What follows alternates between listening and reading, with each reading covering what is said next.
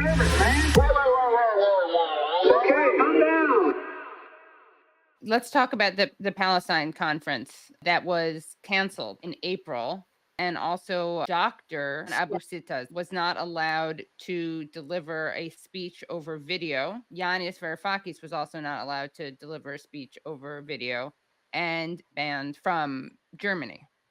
Yeah, exactly. Salman Abu Sita started to talk in video, and then the police came after 1.5 minutes and said that they are cutting the. Then he is not allowed to speak. And we have never seen before. All means of life systematically destroyed.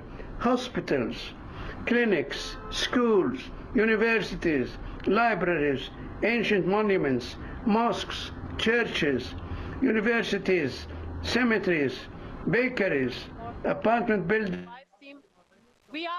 So for all people in the live stream, the police is standing right in front of us and they ask us to stop the video. They are even trying to take away this microphone. And there were lawyers there and asked, what's the problem? Said, well, there is a hate speech here. Said he was talking only for 1.5 minutes. Did you hear something that he said, which was hate speech? And say no. And it was known also there was a coordination between the organizers and the police. The evening before, they talked with one another, you know, in goodwill and good spirit. And they asked also the policemen whether the program has been changed and say, no, what you see on the internet, this is the program. So they had a lot of time to check if there was something suspicious about it. So the organizers wanted to de-escalate. So they say, you know what, we can stop this video of Salman Abu Sita, who is an old sociologist, and he was not planning to come to Germany. It was planned to be screened in video. We can stop that. We can go on with the program, and you can go and check this video and see if there is something problematic about it. So the policeman said, no, it's not possible. We are cutting now the electricity. There is no electricity, and we are dissolving this assembly. With nothing was legal there. And it was after, you know, the press, the media, and the politicians of Berlin and Germany were talking all the time in hate speech manner, you know, against this Congress. 30% of the people who are there are Jews, but it didn't disturb them to say that it's anti-Semitic. And it's Israel, everything, Israel hater, anti-Semites, whatever, you know, all the usual stuff that they say. So it was clear that there was a pressure from the political level on the police, and the police was doing that because they are just, you know, getting orders, and they are doing these dirty jobs. Although, you know, it's like in the States, I mean, you have the right and maybe also the obligation not to obey to orders which are illegal. And these were clearly illegal orders. I mean, also, you know, in press conference, when politicians or their speakers are being asked to explain why Yanis Varoufakis was banned from entering Germany, or why Dr. Abu Sita was banned, and now we learned that he was banned for a year and he was not able to get into France. All they can say is, I have nothing to add to what I already said. And what she already said was nothing already before. So they said that, you know, they are active against the Islamist scene. So they were asked, I mean, what is Islamist about us? It's a Jewish organization, or, you know, communist organization, leftists who are non-religious atheists against religion, whatever. I mean, nobody is religious in any way, unless there are some Jews who are religious, but they are not Islamist, you know. So, you know, it's just a code word in order to crack down the pro-Palestinian movement. The Congress was supposed to be 3 days, and then they let it happen initially, right? But then they barred attendees from coming, and then the cops barged in and shut off the power, right? Yeah. So can you just describe how that happened? So from the morning on, they started to put fences around the place with no good reason for that. I mean, already before, they tried to intimidate the owner of the place. The place was kept secret, because people knew that this is what is going to happen. So they really tried to intimidate him, like, like in a mafia organization. You will not have, otherwise the possibilities that people will come, and it's a place, for weddings and such events. But the organizers could talk with him, and he was relaxed, and he was not heavily intimidated. So when it didn't work, they came in the morning, and they said that because of firefighting regulations, you cannot have there 700 people, only 250. Then they start to count the people. Then they also let the press come in, which is without coordinating that with the organizers. And it was also a hostile press there, and they were part of these 250 that are allowed. And it was, and people, just couldn't go in because they were just blocking the entry to the place. So they started, it was quite clear what is going to happen. I mean, we are experiencing that.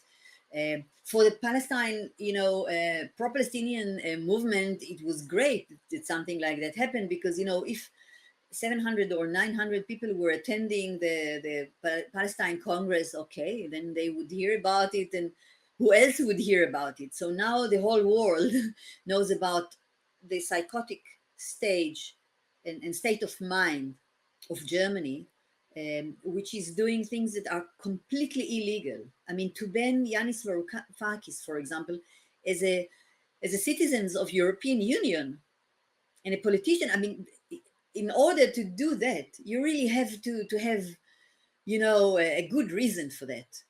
And they have no reason, and they don't think that they even have to supply one. So, it's not that Germany is very liked. If I will use an understatement, in Greece, Right. or in Italy, or in Spain, or, I mean, they have a lot of power in the European Union. Together with France, they are controlling the European Union, but there is a lot of objection, and the situation in Europe is not very stable. So they are also destabilizing, of course, the European Union, and gives more reason for people who object the European Union to be part of it. But then this is the right-wing tendency that we see more and more in Germany. And they even got France to participate, right? Because the doctor, Ghassan Abu Sittah, is not allowed to go. He was going to give a talk in France, and he wasn't allowed in there. He's based in Scotland. He's actually the dean of the Glasgow University. So the moment you do something like that, you, of course, acting also against the academy world. I mean, in Britain, in England, in Scotland, in Ireland, in also others, and people in Germany, academics in Germany, are worried because of that. They are also writing about it, because it's all over the press what is going on in Germany, and people are saying maybe it's not a good idea to have an international conference in Germany, because you can never know what the German government is going to do. You cannot count on the fact that that the law has some value in Germany now.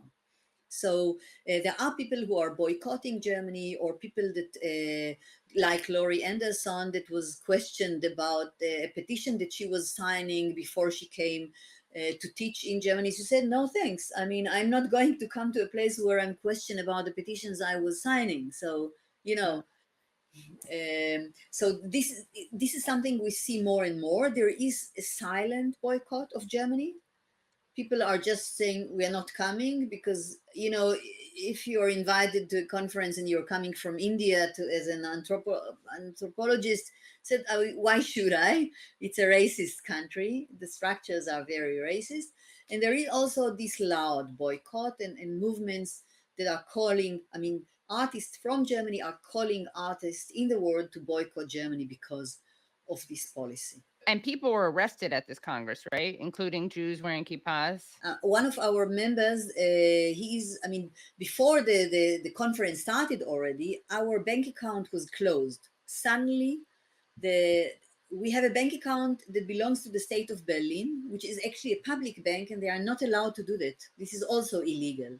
So they sent us a letter saying that they need actual forms of our organization, and we have to give that to them in 2 weeks. but they are closing it already in a preventive way, which is also no ground. And our bank account was used to collect money as donations for this Congress. So yeah, so this was the first step. It was clear that they are going to try to prevent it, whatever it costs them. Yeah. And during the conference, one of our board members, Udi Raz, was able to get into the place, and he had a kippah, and there was a policeman who was mocking his kippah. So another member of our board told this policeman, do you think that it's appropriate what you're doing, to mock a person because of his religion, habits and whatever? And said, well, don't take it personally. It's not that. She said, I'm not talking to you about, personally, not personal. Stop with this gaslighting. You shouldn't do that. Right. And you have to apologize. And he didn't do anything about it. So when our board member was going out, he said, this is the one who was doing something anti-Semitic to me. And the policeman said, no, I wasn't. He said, yes, you did. And then they took him for that. So Wow. they arrested him for that, yeah, proving actually that they are doing something against Jews. Already before, they were hitting one of our members who came with a sign just to give it to someone else, and it was rolled. So the policeman asked him to open it because they wanted to see what's on the sign. They have to control it. So we opened that, and it was written Jews against genocide, I think, something like that. And he was beaten by the police. So For the sign? For the sign, it was not really clear why. I mean, but everything is very arbitrary. Right. It's just, there is no law that they are acting upon it. And if there is a law, sometimes it applies, sometimes it doesn't apply. When I was detained for holding this sign of, as a Jew and an Israeli, stop the genocide in Gaza, and the police said that it's not allowed to call this out, which I wasn't doing. There was a man speaking on stage, and he was saying genocide all of the time, and they didn't do anything about it. The day after, there was a demonstration, and people were shouting, stop the genocide all the time, and nobody said anything against it. So they just put us in a kind of, in an authoritarian world in which it's very arbitrary. You don't know what is allowed, what is not allowed. Is it legal? Is it not legal? Just inventing things every time anew in order to intimidate people, but they don't have the law is actually against it. But like that, you enforce kind of soft laws, and you enforce fear, and you create intimidation. And this is how dictatorships are working. First comes the stage when people are internalizing the fear and shut up. Yeah, and this is what we see in Germany, and Germans are very good at it. They have a lot of trust in the institution. And the way to be a good German is to watch the law, So if, for example, my neighbor will see that maybe I was scratching the car of another neighbor, he will call the police. Right. Yeah, and so it's a German trait that has a long tradition. Right. Let's say, is now being enforced.